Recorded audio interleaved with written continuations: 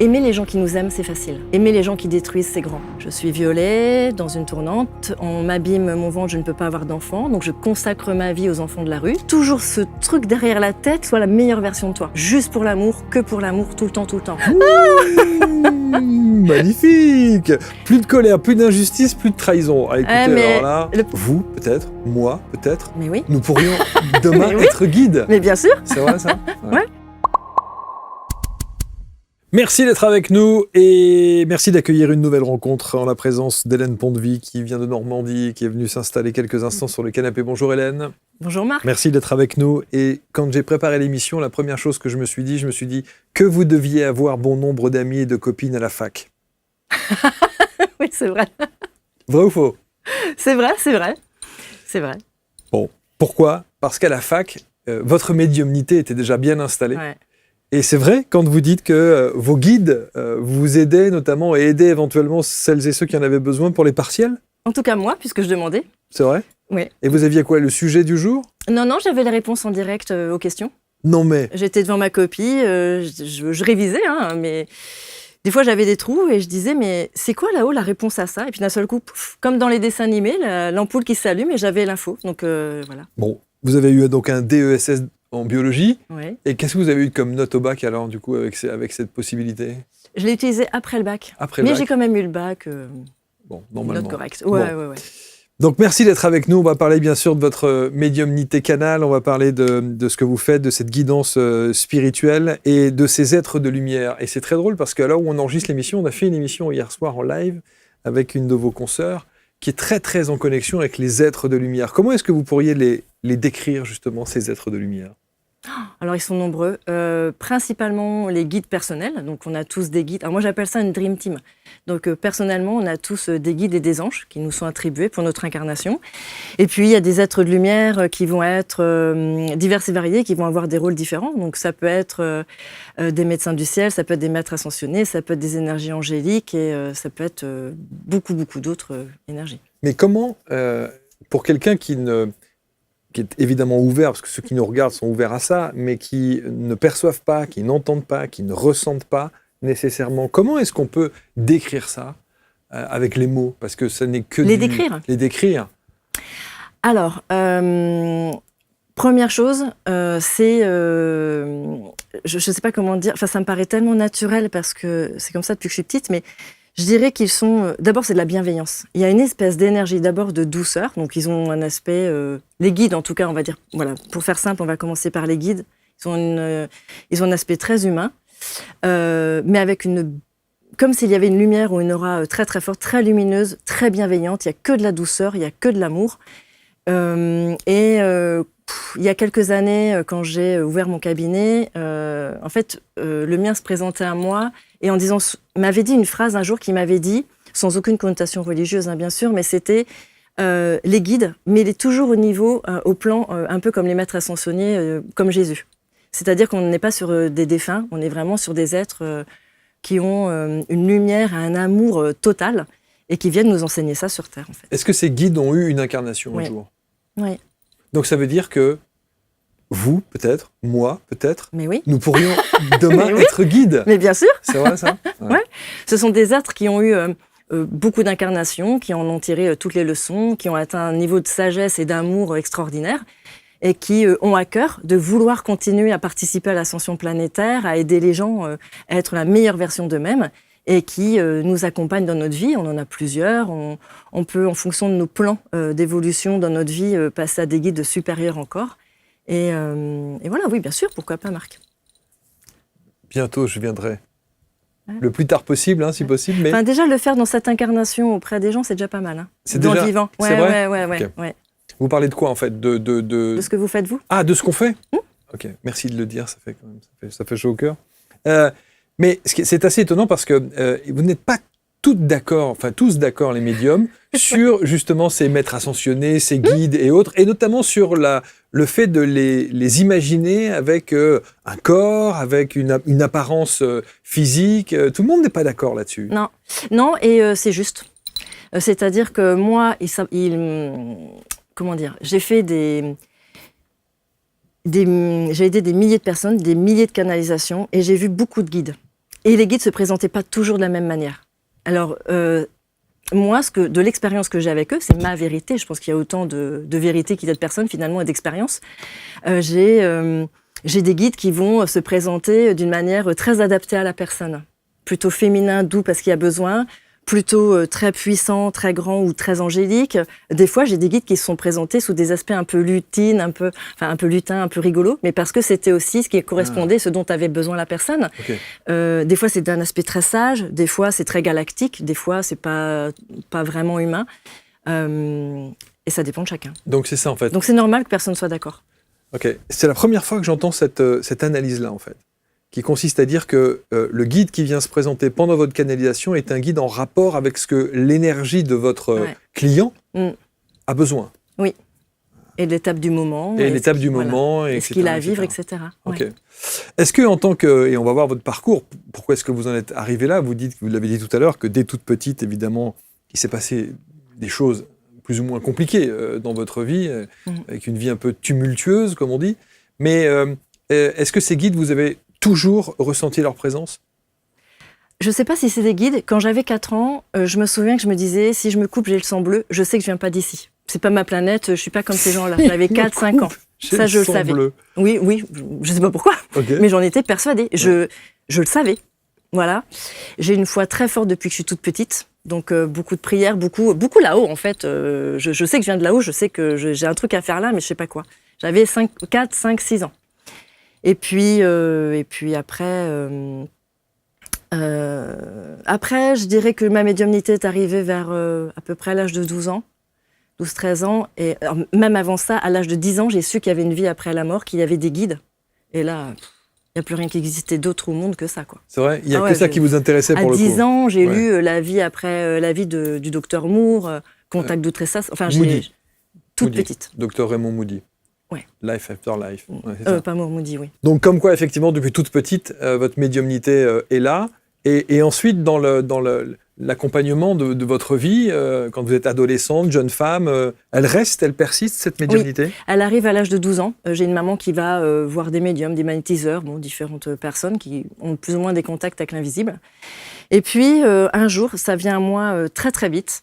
Je me mets à voir, à entendre, je fais des sorties astrales, je vois l'aura, voilà, j'ai 12, 13, 14 ans, ça se développe. Et puis, dans l'invisible, il y a de tout, comme dans la vie physique visible. Et je finis par fermer les portes parce que c'est un peu compliqué pour moi. J'ai 16 ans, 15-16 ans. Donc, je ferme, mais j'ai quand même conscience qu'il y a des guides qui nous aiment très, très fort et qui sont là. Donc, je les garde dans un coin de ma tête. Je continue à communiquer avec eux, et notamment quand je suis à la fac où j'ai besoin d'eux. Mais il n'y a pas de choc émotionnel, pour le coup. Il n'y a pas une étape de vie qui fait que cette médiumnité se déclenche. C'est le fait d'être en contact. C'est une évidence, en fait. J'étais juste prête, c'était le moment. Ouais. Ouais, c'est une évidence. Ouais, j'étais faite pour ça et j'étais prête. Ça n'en fait pas un métier? Non, mais ça en fait tout mon monde et ma vie. Je ne peux plus vivre sans ça. C'est impossible. Est-ce que ça veut dire que depuis toute petite, vous calquez vos décisions de vie en rapport avec ce que vos guides vous incitent à avoir? Non, avec toujours l'envie du moment. Mais j'ai toujours ce truc derrière la tête qui est que sois la meilleure version de toi. Juste pour l'amour, que pour l'amour, tout le temps, tout le temps. Alors autant dire que j'ai pas toujours réussi, ça c'est sûr. Mais on fait ce qu'on peut. Il y a des moments de colère, de souffrance. Et c'est OK. Et c'est complètement OK. Ouais. Mais, et après, non, mes choix de vie sont venus par des événements qui se présentaient à moi. Et moi, j'ai pour habitude, depuis que je suis très jeune, de toujours vivre le moment présent et je calcule pas. Sur le moment, j'ai envie de vivre ça. Ça me parle, j'y vais et puis on verra. Alors, je disais que vous avez eu un DESS parce que vous avez fait des études de biologie pendant 5 ans. Vous avez travaillé ensuite dès l'âge de 28 ans dans le social. Et il y a une association qui a été marquante pour vous, qui était au contact d'enfants. Oui, c'est enfance majuscule. D'abord, j'ai eu une vie professionnelle dans un centre d'hébergement pour les personnes en difficulté dans le sud de la France. Donc déjà dans l'accompagnement. Oui, alors j'étais avec la direction, mais je travaille aussi. J'ai été temporairement responsable d'un CADA pour les demandeurs d'asile, et puis on faisait de l'hébergement dans l'inconditionnalité, c'est-à-dire vraiment dans des situations d'urgence avec des enfants aussi, c'était compliqué.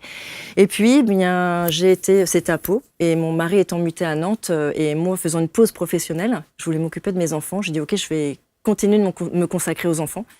Enfin, je peux même pas imaginer ne pas pouvoir m'occuper des enfants.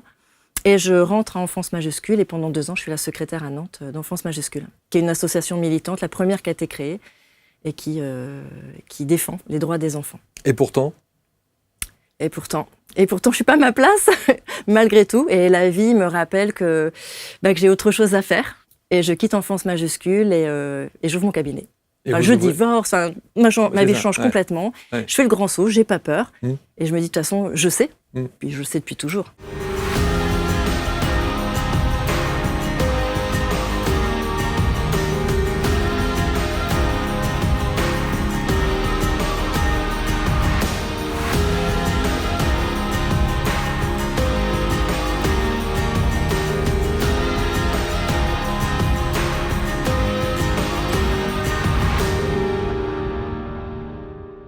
Vous dites qu'il y a un stage chamanique qui a aussi considérablement joué sans doute dans votre prise de décision d'assumer véritablement ce que vous êtes depuis toujours.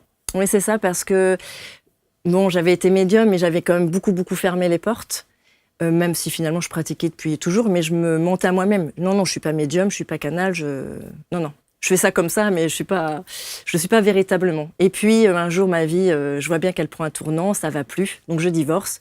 Je fais un stage de chamanisme. Et là, pendant 1 semaine, je vis des choses très, très, très fortes.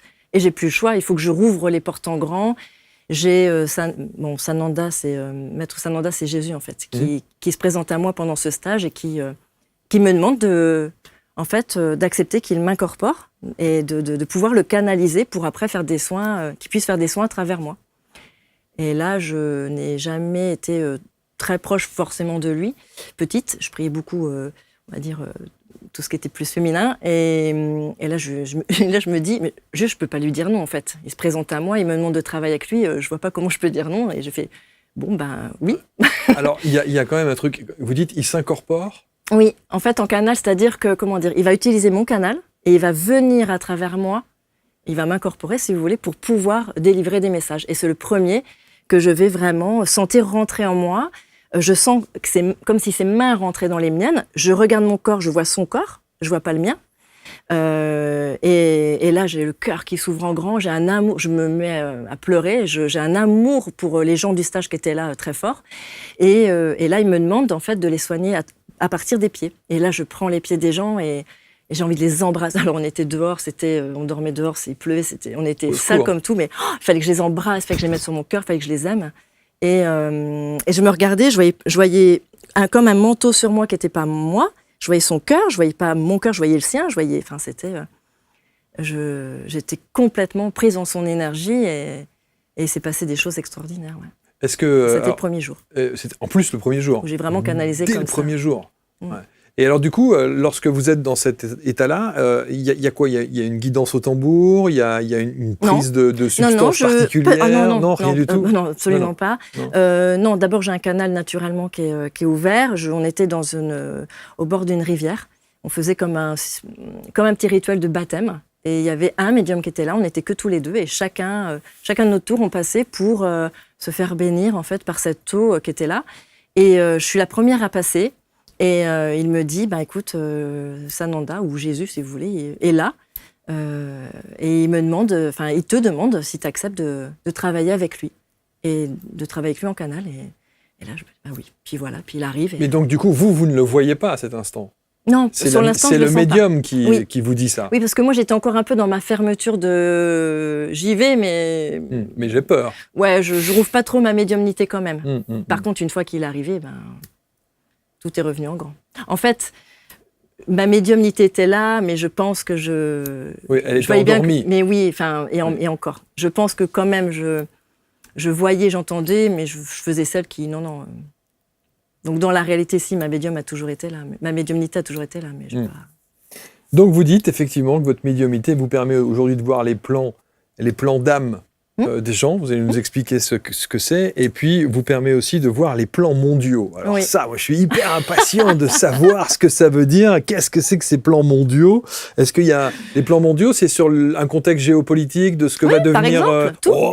Vous allez pourquoi nous dire. on vit ça? Il y a une raison derrière. Okay. Il y a des plans divins en fait, il y a des plans supérieurs, et je vois les plans supérieurs. Donc les plans d'âme des gens, c'est-à-dire C'est quoi, l'aura? C'est quoi? Ah c'est non, pas du tout. Non. Pas du tout. C'est-à-dire que chaque personne, avant de s'incarner, chaque âme, avant de s'incarner sur Terre, choisit un chemin. Donc elle dit, voilà, moi je choisis ce chemin-là, il sera mon père, elle sera ma mère, c'est mon terreau d'incarnation, et je veux vivre ça, ça, ça, parce que mon âme a besoin de vivre ça, parce que je veux réparer quelque chose, ou parce que je veux apporter quelque chose, ou parce que je veux intégrer une leçon. Donc, je vais choisir ce chemin-là. Et donc, d'ailleurs, nos guides sont là pour être les garants des chemins qu'on choisit. Hein. Donc, ils guident sur ce chemin-là. Et moi, je vais voir ce plan-là, c'est-à-dire qu'on me montre pourquoi une personne va vivre telle ou telle chose, pourquoi elle a choisi tel métier, pourquoi elle a telle maladie, pourquoi elle a choisi tel parent, pourquoi telle situation, en fait. N'importe quelle expérience a une raison d'être. Et moi, je vois la raison de l'âme qui a choisi de vivre ça. Donc, le plan supérieur pour son évolution et l'amour. Est-ce que vous l'avez fait pour vous? Ah oui, tout le temps. Je passe ma vie à le faire. Du matin jusqu'au soir, je me pose toujours la question, pourquoi?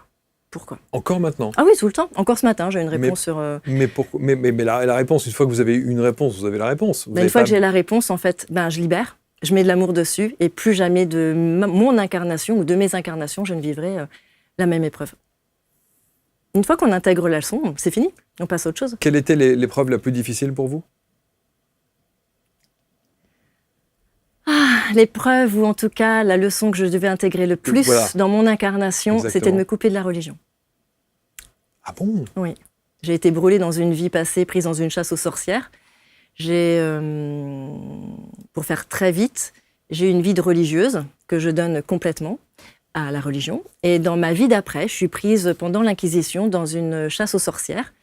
Je suis violée dans une tournante, on m'abîme mon ventre, je ne peux pas avoir d'enfants, donc je consacre ma vie aux enfants de la rue. Et je suis prise dans une chasse aux sorcières par l'Église, et je suis torturée, et je suis brûlée sur le bûcher. Et je me vois sur le bûcher, enfin je vois toute la scène en fait. D'où? Et j'ai peur maintenant, et dans cette vie-là, je suis revenue avec cette peur et la croyance que l'Église va me tuer. Donc j'ai décidé, inconsciemment, j'avais voulu donner ma vie à l'Église. À 15 ans, je voulais être carmélite, par exemple. Et malgré la peur que vous aviez de l'Église? Oui, parce que si je suis copine avec l'Église va pas me tuer. Ok. Regarde l'Église, je suis gentille, voilà. Et en fait, et mon plus grand travail quelque part, ma plus grande libération à faire dans mon incarnation, au-delà de choses avec mon père, ma mère, des croyances, etc., c'est vraiment de libérer mon âme pour que je sois qui je suis, sans du tout me sentir en danger. D'où la relation avec enfance majuscule. Ah ben, je suis très sauveuse. Enfin, je l'étais, je ne suis plus. Mais surtout la relation avec les enfants. Ah mais oui, parce que faut que je donne... Puis les gens de la rue, c'est-à-dire que j'ai été dans un centre d'hébergement. Donc, j'ai été biologiste, je me suis spécialisée quand même dans, ce soit les végétaux ou les animaux, puisque j'étais spécialisée dans l'environnement. Après, je travaille avec les enfants de la rue et enfance majuscule, l'enfance maltraitée. Je reproduis. Et à 36 ans, j'ouvre mon cabinet, qui est l'âge sur lequel... c'est l'âge auquel j'ai été brûlée sur le bûcher. Donc je continue dans cette incarnation à partir de 36 ans, ce que j'ai arrêté et là où on m'a stoppé dans la vie d'avant. Donc tout colle, hein, tout colle. Dans le process. Ah mais c'est parfait. Mais ça c'est une vie. Parce que j'ai été trahie. D'autres? Oui, parce qu'en fait, j'ai été trahie dans cette vie où j'ai été brûlée sur le bûcher par la religion, dans la mesure où j'ai donné ma vie d'avant à la religion. Je donne toute ma vie à l'Église. Je suis religieuse, je meurs très vieille, et dans ma vie d'après, il me tue. Donc il y a cette chose-là à régler. Sachant que la trahison dans cette vie-là n'a jamais été un problème pour moi. C'est pas une blessure. Ça, c'est le gros du gros. Ouais, ça, c'est le plus gros. Après, on a des centaines de choses à régler. Hein. Mais ça peut aller vite.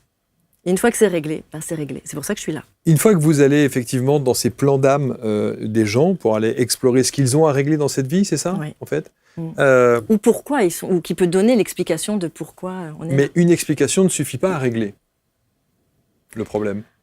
Alors pour moi, quand on a accès à la conscience, qu'on a conscience de l'origine de ce que l'on vit, pourquoi on vit les choses, on va pouvoir y mettre de l'amour, y mettre de la douceur et de la paix, et pouvoir se libérer en fait. Alors on peut demander à des thérapeutes de nous aider, bien évidemment, mais dans ce monde, tout n'est qu'un rapport de soi avec soi en fait. Donc rien n'existe en dehors de soi-même. Donc quand on est prêt, en fait, c'est ce qu'on dit, hein, quand l'élève est prêt, le maître arrive. Mais c'est ça, c'est-à-dire que quand on est prêt, les infos arrivent, la libération peut se faire, et d'une manière ou d'une autre. Si ça passe par un thérapeute dont on me donne le numéro de téléphone, par un livre, par un rêve, par quelque chose qui se passe avec moi-même ou quoi, ça peut se faire. Et moi, je passe beaucoup par... je décide, en fait. Ce qui est quand même incroyable, c'est que... Alors oui, c'est cette dimension parfois, alors cette dimension d'amour, parce que vous le dites, hein, l'amour, c'est la seule réponse, la réponse à tout. Et si c'est une évidence que d'entendre ça, il faut parfois être accompagné, vous avez raison, par des thérapeutes, des coachs ou des accompagnants de vie. Parce que c'est se dire que par votre intermédiaire, on identifie quels sont nos points de blocage, mais une fois qu'on sait ça, et après quoi. Mais en fait, ce qui va se passer, c'est que quand je canalise des guides ou que je vais voir vos plans, je vais vous dire voilà pourquoi vous vivez ça. Mais derrière, on y met de l'amour. C'est pas juste tu as vécu ça, le blocage il est là. Ouais. On va au-delà de ça. C'est-à-dire pourquoi tu as vécu ça, qu'est-ce que ça va, quelle est la réponse de ton âme. C'est-à-dire que moi, par exemple, je vis ça. Très bien, c'est ma blessure. Sauf que derrière, on me dit mais Hélène, t'es libre aujourd'hui de parler d'amour totalement comme tu veux, sans avoir aucune une forme d'autorité au-dessus de toi. Mais parce que si tu n'avais pas vécu ça, t'en serais pas là aujourd'hui en fait. Donc c'est un cadeau. Et le but, c'est de montrer que toutes nos épreuves, toutes nos expériences, aussi difficiles soient-elles, sont des cadeaux qui nous permettent aujourd'hui de donner à l'autre, sans être sauveur effectivement, parce qu'il n'y a pas à être dans l'ingérence ou avoir de pouvoir sur l'autre, parce que l'autre est très grand, donc il a tout ce qu'il faut pour y arriver, mais d'être dans cette dimension d'amour. Moi, si je n'avais pas vécu ça, jamais j'en serais là aujourd'hui. Jamais je serais là pour pouvoir donner des explications, avoir cette médiumnité et donner le meilleur de moi-même. Et je le fais pas pour que les gens soient heureux, je le fais parce que moi, ça me rend heureuse. Parce que moi, je suis heureuse. Quand je vous dis que je passe ma vie à regarder mes plans du matin jusqu'au soir et à comprendre pourquoi il se passe ça, mais moi, ça m'éclate. Je vais voir mon mari et je vais dire oh, mais c'est génial, il y a ça parce qu'il y a ça, mais c'est super. Je fais des conférences, je vois les plans des gens. Ça m'est arrivé en conférence alors que la personne peut pleurer parce que c'est dur. Et moi, je suis dans une joie énorme parce qu'en fait, je suis en connexion avec les plans de là-haut. Et les plans de là-haut ne sont que lumineux, que joyeux, c'est que de l'amour. Et je reviens dire aux gens, en fait, je suis vraiment le pont entre eux et nous. Et je leur dis, mais comprends ce qu'il y a derrière, parce qu'il y a ça, et parce que ça a permis ça, etc. Et que c'est un cadeau. Sur les petits bobos de la vie, on peut l'entendre. Sur le reste... Ah, sur les drames, c'est beaucoup plus difficile. C'est difficile, hein. Quel regard vous portez, justement, sur ça? Sur le fait que... Il y a une phrase que je dis souvent dans mes conférences, c'est aimer les gens qui nous aiment, c'est facile. Aimer les gens qui détruisent, c'est grand. C'est-à-dire qu'on ne nous demande pas d'aimer. Parce que c'est vraiment quelque chose que j'essaie d'enseigner au maximum. On ne nous demande pas d'aimer. C'est facile d'aimer, n'importe qui sur cette terre peut aimer. Même quelqu'un qui va détruire est capable d'aimer, même son chien. On ne nous demande pas d'aimer, on nous demande d'être amour. Donc oui, c'est difficile. C'est extrêmement difficile de se voir tel que l'on est vraiment. Déjà, un être merveilleux. Ça, déjà, c'est compliqué pour les gens de comprendre qu'ils ne sont pas petits, qu'ils ne sont pas impuissants, inférieurs. On est tous extrêmement beaux et extrêmement grands. Ça, c'est certain. On vient tous de la même source, on est magnifiques. Mais si on a choisi une épreuve difficile, c'est parce qu'on est capable de la vivre. Ça, c'est une loi. Aucun être sur cette terre ne vit quelque chose qu'il ne peut pas vivre. Alors pourquoi certains ne s'en remettent pas? Parce qu'ils n'ont pas conscience de cette beauté. Parce que toute leur vie, on leur a dit qu'ils étaient nuls et incapables. Non, mais quand ils sont face à l'adversité ou des épreuves absolument dramatiques, comment se fait-il que certains s'en sortent et voient le fameux cadeau mal emballé, même si, encore une fois, c'est tellement difficile de dire ça, et d'autres, non, parce qu'ils s'écroulent et qu'effectivement, c'est trop dur. Si l'âme est prête à endurer mais parce que... ce qu'elle vient de vivre, aussi dramatique soit-il, pourquoi certaines âmes ne Parce que c'est des âmes qui ont aussi pas. Conditionné leur vie avant de vivre cette épreuve dans des conditionnements très difficiles. C'est-à-dire, ce que je vous disais, c'est t'es pas capable, t'es petit, t'es pas important, etc., etc. C'est très difficile de réussir à traverser une épreuve et à la dépasser quand on a cette certitude qui est une croyance, mais qui peut devenir une certitude chez certaines personnes, qu'on n'est pas capable, ne peut pas, et qu'on va être victime, quand on est dans une énergie de victime, on subit, on va continuer à subir. Il y a des personnes, elles vont avoir des chocs, et il leur faudra peut-être d'autres chocs pour comprendre. Il y a des personnes, elles ont un choc, c'est fini. Chacun fait comme il peut, et chacun en est là où il en est. Il y a des personnes qui ont eu beaucoup de vie, il y a eu des personnes qui ont eu moins de vie. Pour autant, il y a des personnes qui ont eu peu de vie, mais qui ont vite intégré la leçon, qui ont vite compris, qui ont fait le choix de ne pas basculer dans le désespoir et qui ont préféré se poser la question de pourquoi. j'ai pas toujours réussi, moi la première. Hein. J'ai vécu des drames. J'ai hurlé, j'ai crié, je me suis victimisée, j'ai souffert, j'ai pleuré, ça a été extrêmement difficile. J'ai été dans des grandes colères, j'en ai voulu à l'autre, oui, j'ai morflé, beaucoup. Puis un jour, je me suis dit, je veux plus en fait. Et petit à petit, j'ai essayé de me poser les bonnes questions. Évidemment, je suis aidée aussi pour dire, ok, si tu restes là-dedans, Hélène, tu vois bien que tu répètes, tu vois bien que ça va pas, tu vois bien que tes enfants vont pas bien. Tu vois bien que les gens que tu aimes, en fait, ça les aide pas. Et moi, un jour, j'en ai... parce que je suis pas là pour dire pourquoi les gens y arrivent ou pas, en fait. Ça dépend de chacun, c'est très complexe. Et une personne n'y arrivera pas pour une raison, une autre n'y arrivera pas pour une autre raison. Je peux parler que de moi, en fait. Et à un moment donné, moi, je me dis, je ne veux plus être dans ces colères-là. Je veux plus être dans ces chagrins. Je veux plus que ma vie soit compliquée. Je veux que ça change. Et j'ai décidé donc d'écouter ou ma petite voix, ou ce qu'on me dit, ou les signes qu'on m'envoie, parce que de toute évidence, je suis pas toute seule et je sais que je suis petite, je peux pas faire comme si je ne le savais pas.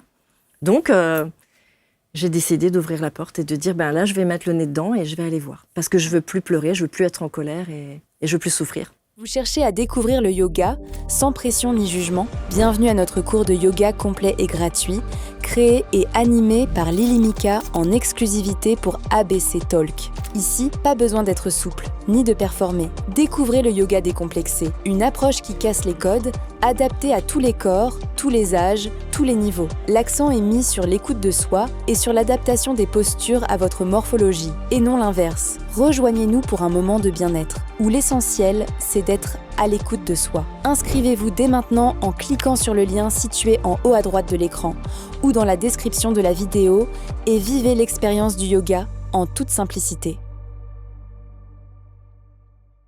Ça, c'est autant...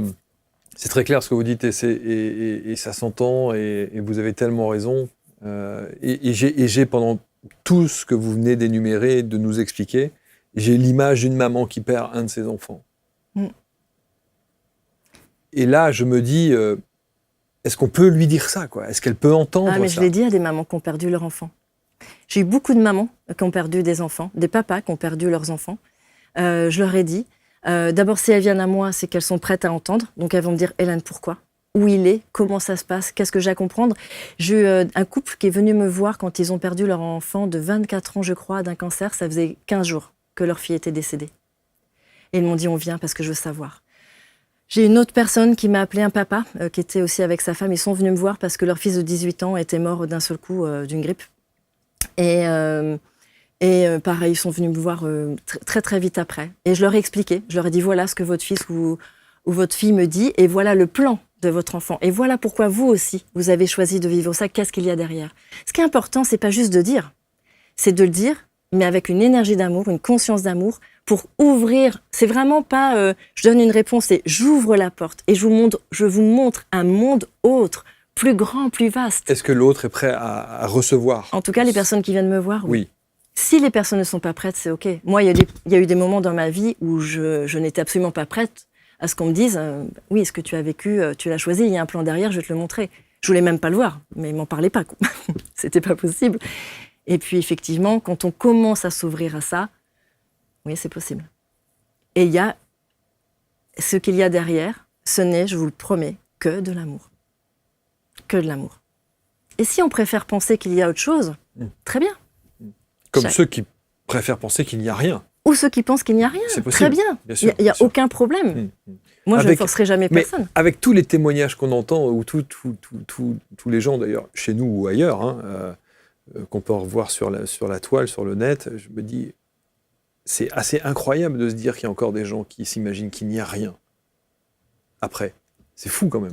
Oui, mais ça peut faire peur. Et c'est OK. Et c'est complètement OK. Oui, c'est OK. Ouais. Mais je trouve qu'il y a tellement de beaux témoignages de gens comme vous qui perçoivent des choses, qui peuvent amener de la conscience et donc cette vague d'amour qui est propagée comme ça au fur et à mesure de ce que vous mettez en place et des gens que vous accompagnez. Ce qui est très intéressant, c'est que j'ai vu beaucoup de personnes et j'ai vu des personnes qui étaient très sceptiques et qui pourtant m'appellent. Je fais, vous êtes sûr ? Oui, on y va. Je dis, bon, très bien. De toute façon, moi, j'y vais. Je montre ce qu'on me dit. Ah, il y en a peut-être qui m'ont testé, mais ça m'intéresse même pas, c'est pas grave. Tu veux me tester, ben écoute, on y va, ça te plaît, ça te plaît pas, c'est pas grave. Moi, je suis qui je suis et j'y vais. Et j'ai vu ces personnes, une fois à une conférence, je me souviens toujours, un monsieur qui me dit, je vois le mari d'une cliente. Et j'ai fait, tiens, enchantée, je suis heureuse que vous veniez à ma conférence. Il me regarde très froid et il me dit, je veux voir si vous n'êtes pas une secte. J'éclate de rire, je dis, ah bah bienvenue. C'est souvent. Il n'y a pas de souvent ce souci. qu'on dit, ouais. Et en fait, il ressort et il me dit, mais c'était super. Évidemment que non. Chacun, on est 8 milliards, encore une fois, on est 8 milliards de vérités. Donc, effectivement, vous entendrez tout et son contraire, et c'est juste normal, et tout va bien, et c'est OK. Peu importe, j'ai envie de dire, ce qu'on pense vrai de l'autre côté ou pas, ou si on s'approche de la vérité dans nos croyances, pour moi, ce qui est important, c'est pas ça. Pour moi, ce qui est important, c'est que dans notre incarnation, on arrive à être la meilleure version de nous-mêmes. Dans la gentillesse, dans la bienveillance, sans être sauveur et se sacrifier, sans se victimiser en se disant « Ok, pourquoi je vis ça ? Qu'est-ce que j'ai à comprendre derrière ?» On est sur une planète qui change de fréquence. On est sur une planète où il n'y a jamais autant de lumière sur cette Terre. Et aujourd'hui, on n'a plus le temps. Il faut qu'on se pose les bonnes questions pour grandir avec elle et incarner cet amour. C'est facile de rouspéter après des choses qui se passent. Mais moi, comment je participe à cet amour sur cette Terre ? Je veux qu'il y ait la paix sur Terre. Je veux plus de conflits. Oui, mais déjà, sois plus en guerre avec toi-même. Sois plus en guerre avec les gens qui sont autour de toi. Petit à petit, ça va grandir. Mais il faut incarner ce que l'on souhaite expérimenter sur cette Terre. On parlera des plans mondiaux tout à l'heure, parce que ça, évidemment, ça me fascine et j'ai très envie de vous entendre. Vous avez dit un truc, là, il y a 2 secondes, qui m'a interpellé. Vous dites on est 8 milliards sur cette Terre et il y a 8 milliards de vérités. Et non, il ne devrait pas y avoir 8 milliards de vérités. Pourquoi ? Il devrait y avoir une vérité. Si tout le monde... Si la plupart des gens qui sont dans nos énergies et qui ont ces croyances-là, ces ressentis-là comme vous, il n'y a pas 8 milliards de possibilités. Ah, par rapport à là-haut ? Oui, il y a une vérité. Oui, mais pour la personne qui est persuadée, et c'est sa vérité qu'il n'y a rien, ça reste sa vérité. Mais effectivement, comment dire ? La vérité, pour une personne, ou le savoir, vient de l'expérience.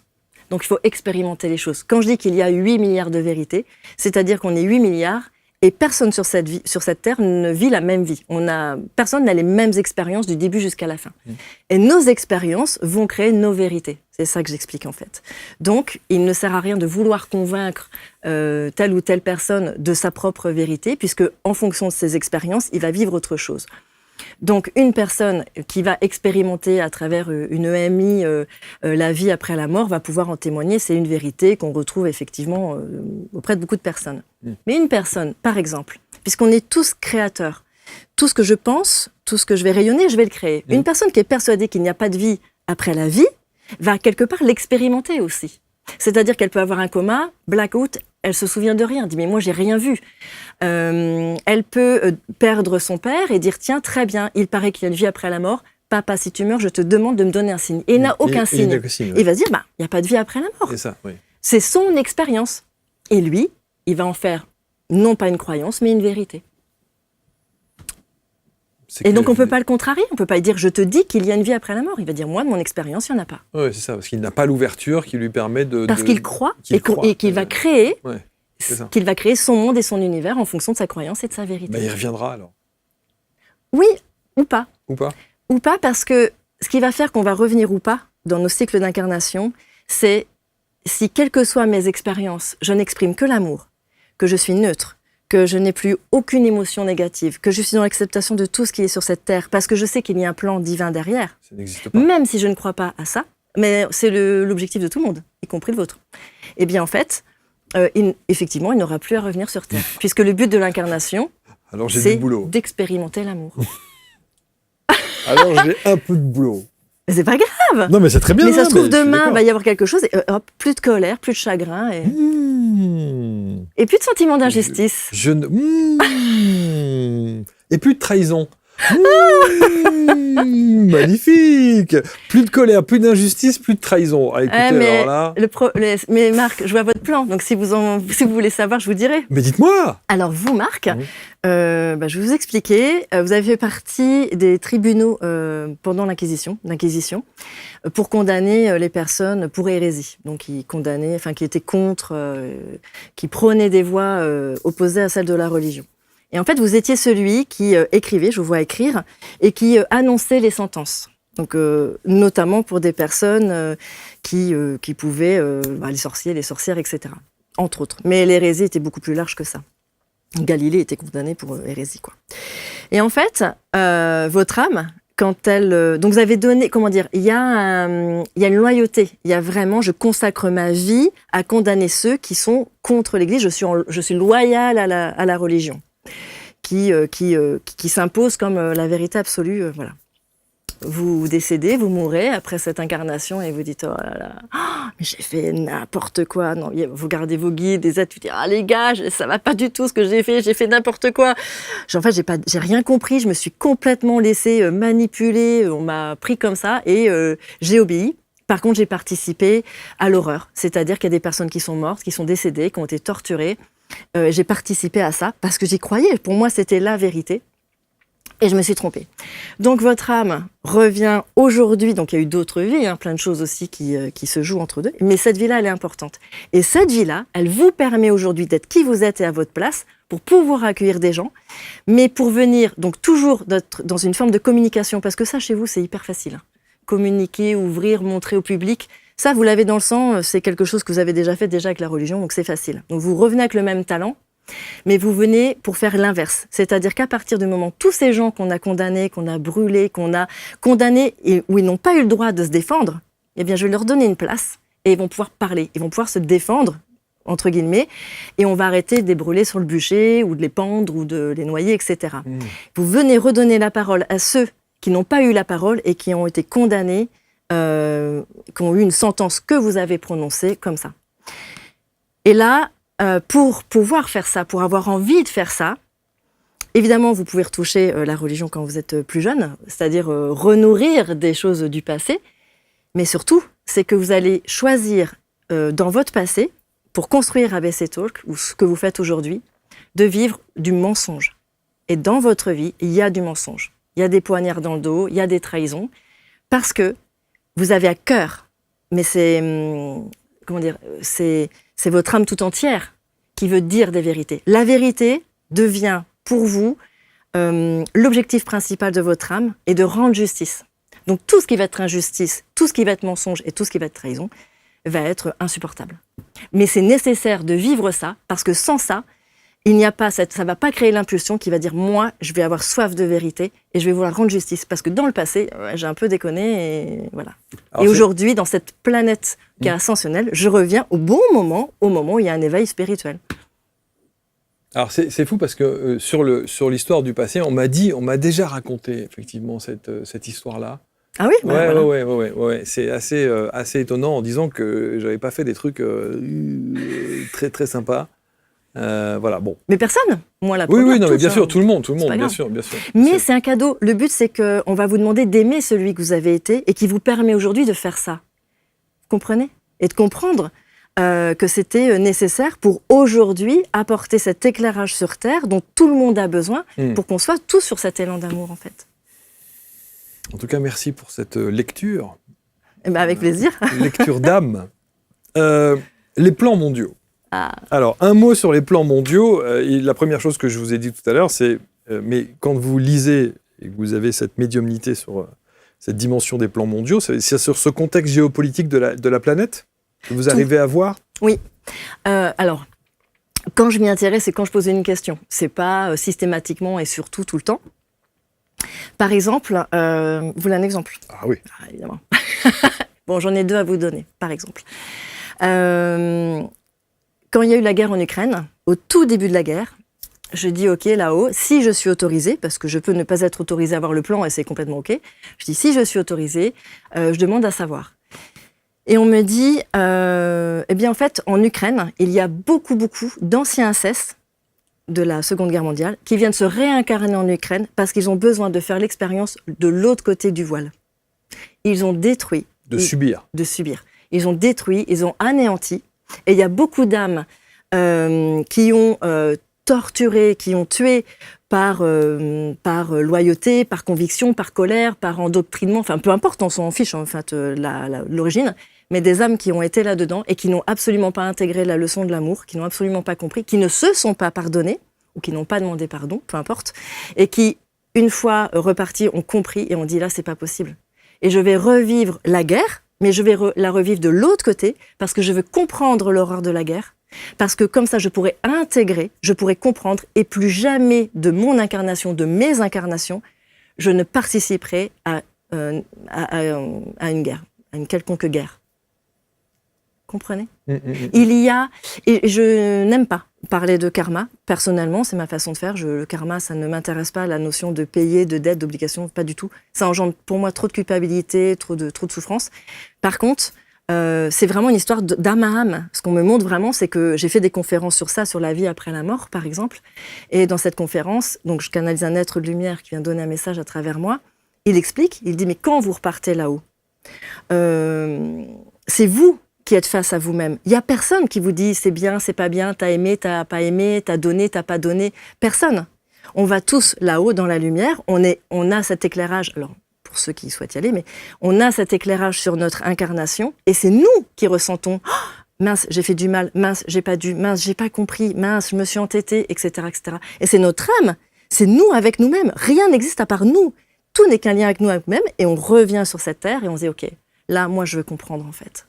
Moi, je veux comprendre l'horreur de la guerre parce que je l'ai participé à ça, parce que j'ai fait souffrir et je veux comprendre, tout simplement. Et je veux aussi pouvoir dépasser. Parce que souvent, l'âme va rentrer dans une grande culpabilité qui va faire qu'elle-même va s'imposer parfois des choses horribles. Comprenez ? Gaza, pareil. C'est une autre information que j'ai eue. Alors, les plans sont très complexes. Je vous donne qu'un tout petit bout du plan. Voilà, c'est une info que j'ai eue parmi. Voilà. Gaza, par exemple, quand j'explique ce qui s'est passé, enfin, quand je demande et qu'ils m'expliquent, ce qu'ils m'ont dit très rapidement, ça a été beaucoup de personnes se sont enrichies sur les guerres. Eh bien, beaucoup de personnes, beaucoup d'âmes qui se sont enrichies sur les guerres précédentes ont choisi de s'incarner à Gaza, de subir la guerre qui s'y passe aujourd'hui, parce qu'elles doivent comprendre que la guerre n'est pas là pour enrichir, mais la guerre appauvrit. La guerre provoque la famine et la guerre détruit. Et tant qu'ils ne le vivront pas, il y a certaines âmes qui continueront. Donc elles ont besoin de vivre l'autre côté du miroir, non pas l'enrichissement, mais l'appauvrissement, la famine, la souffrance, pour pouvoir arrêter cet enrichissement ou cette course après le pouvoir ou l'argent. Donc ça, c'est comme ça que c'est comme ça que il y a un plan supérieur derrière tout. Ouais, oui. derrière, ouais. En fait, c'est comme si on allumait la télé. Je le vois, je vois les scènes, j'entends et on me raconte l'histoire. Et donc, est-ce qu'il y a un côté un peu prédictif ? C'est-à-dire est-ce qu'on vous dit quand est-ce que tout ça cesse ? Quelle est l'évolution ? Comment est-ce que les choses évoluent ? Par contre, non, je fais pas de voyance, même si des fois j'ai accès à des choses. Par contre, on va toujours me montrer le plan supérieur. Pourquoi l'âme ou pourquoi dans le collectif, il se passe ça ? Qu'est-ce qu'il y a derrière et en quoi c'est merveilleux, même si on vit des choses épouvantables. Et là, en ce moment, on est sur une planète qui est en train d'ascensionner, de monter.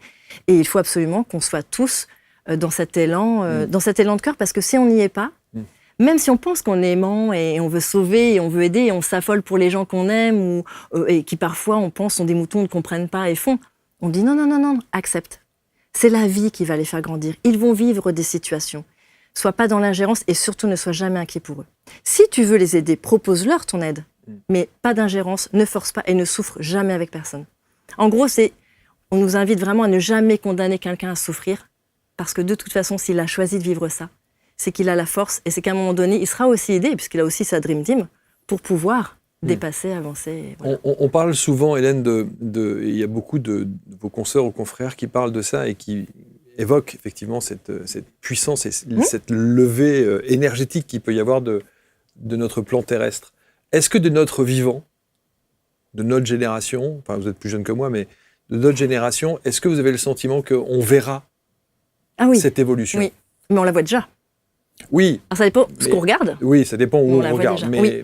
Alors, nous, on est une génération, alors je mets quand même dans la même génération que vous, où on est des générations où on a décidé de fermer un peu les portes des croyances et des fonctionnements de nos anciens. Voilà, de nos ancêtres, etc., les parents, les grands-parents, etc. Donc nous, on va être les premiers à dire, OK, ça, c'est plus possible, je vais divorcer, je vais changer de carrière, je vais m'écouter, je vais me respecter, etc., etc. Mais surtout, c'est que nous sommes une génération où on va travailler sur nous. On va faire des constellations familiales, on va faire des rebirths. Bon, bref, on va faire plein de choses. Et on va couper des programmes, on va libérer, on va soigner les mémoires, on va soigner notre âme. En gros, on est dans un jardin, la Terre, ou l'incarnation, et on vient désherber. Parce que nos enfants, même les étudiants qui ont une vingtaine, les ados et les tout petits, surtout les tout petits, viennent apporter une autre énergie, beaucoup plus lumineuse, mais il faut que le boulot soit un peu fait avant. Et nous, j'avais fait aussi une conférence sur les nouveaux enfants du Nouveau Monde, où l'être lumière expliquait que nous sommes une génération de courageux, mais nos enfants sont une génération de déterminés. Et eux, ils vont foncer, ils vont faire. Et ils ont dit à l'assemblée qui était là, surtout suivez vos enfants, parce que si vous êtes dans vos résistances et que vous ne les suivez pas, c'est eux que vous allez perdre.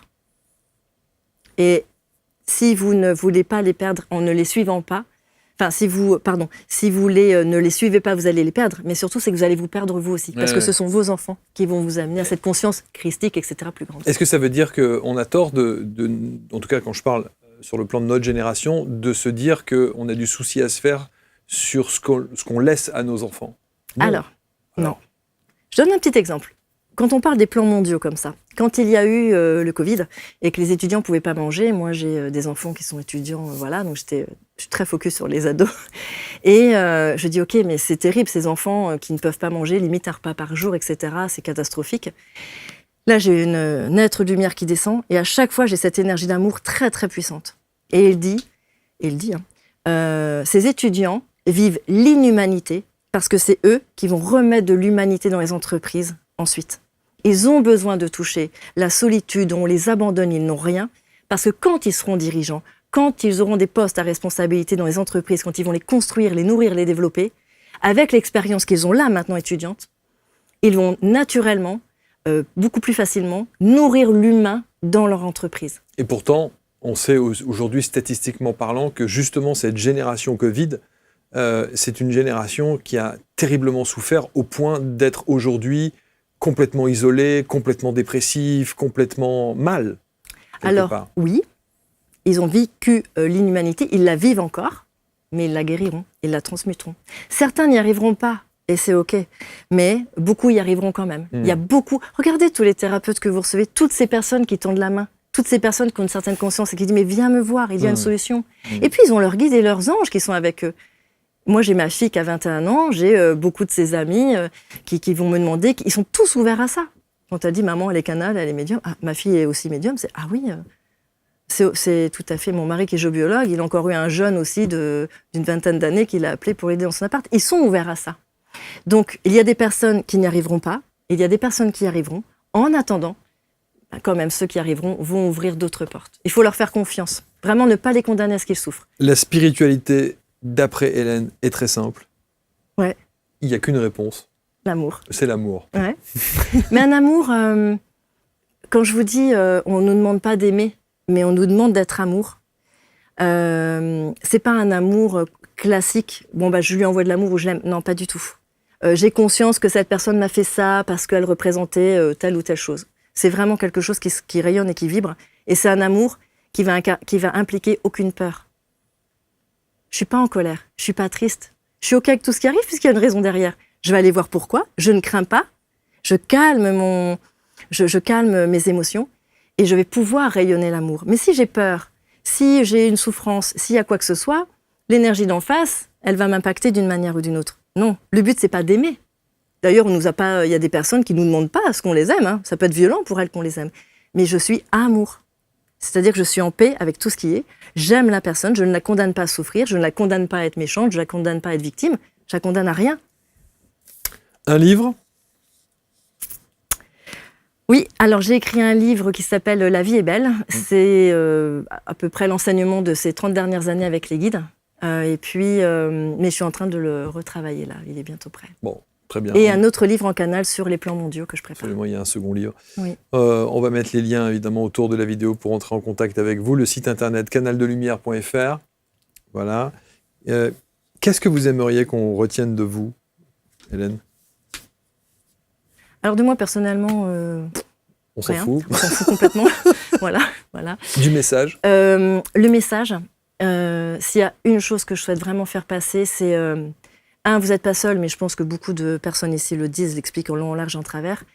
C'est pas important. Ce qui est important, c'est ayez confiance en vous. Vous êtes le divin incarné et la seule voie qu'on vous demande d'incarner sur cette terre, et c'est là que vous arrêterez vos incarnations, la seule voie, c'est la compassion, qui est la manifestation la plus élevée sur cette terre. Je suis neutre, j'accepte, j'aime, j'ai cette conscience qui descend dans le cœur, donc je ne suis pas inquiète pour les autres, je n'ai pas peur, je suis dans le cœur, donc je peux offrir mon aide et mon amour, et je suis stable et je suis en paix. Et si le monde arrive à aller davantage vers cette énergie de compassion, sans souffrir avec l'autre, sans le condamner pour une raison ou pour une autre, le monde ira mieux. Vous pensez que vous aurez d'autres incarnations?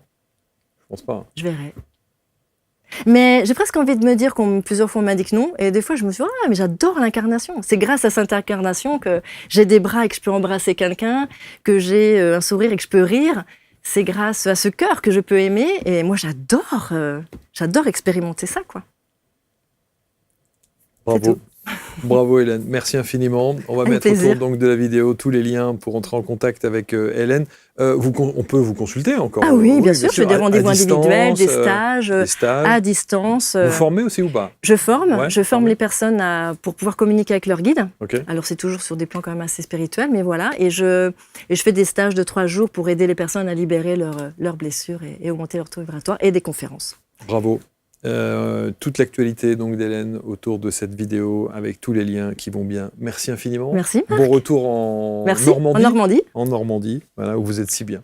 Oui, effectivement. Vous avez bien raison. Merci. Vous commentez évidemment avec bienveillance, vous partagez. On a hâte de vous lire et on se retrouve très vite pour une prochaine rencontre. Merci à tous.